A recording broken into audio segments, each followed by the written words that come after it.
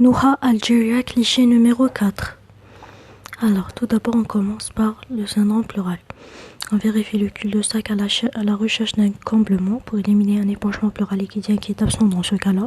On cherche l'hyperclarté en bande, qui est absent dans ce cas-là, pour éliminer un PNO.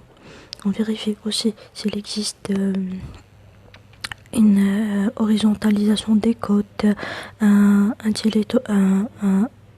thorax en quadriangulaire pour éliminer une hyperclarté, pour éliminer l'emphysème. Et les trois sont absents dans ce cas-là.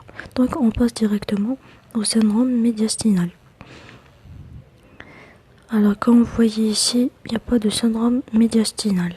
Alors on passe directement au parenchyme pulmonaire pour vérifier s'il existe un syndrome bronchique, un syndrome alvéolaire ou un syndrome interstitiel, d'accord. Donc qu'est-ce qu'on a aussi, quelle est notre lésion? Alors on va la décrire. On a déjà des opacités. Une opacité qui est hétérogène et non pas homogène. Pourquoi elle est hétérogène? Parce qu'il existe des clartés au niveau de cette opacité. On a des clartés qui sont arrondies, qui sont de taille variable. Donc la plus volumineuse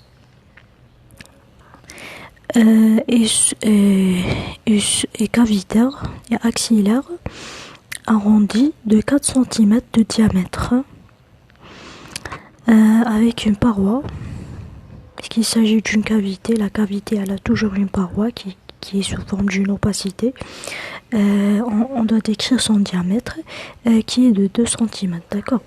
Donc déjà, on doit préciser la localisation de cette opacité. Elle occupe tout le poumon avec l'existence d'hyperclartés multiples et la plus grande réalise la forme d'une cavité.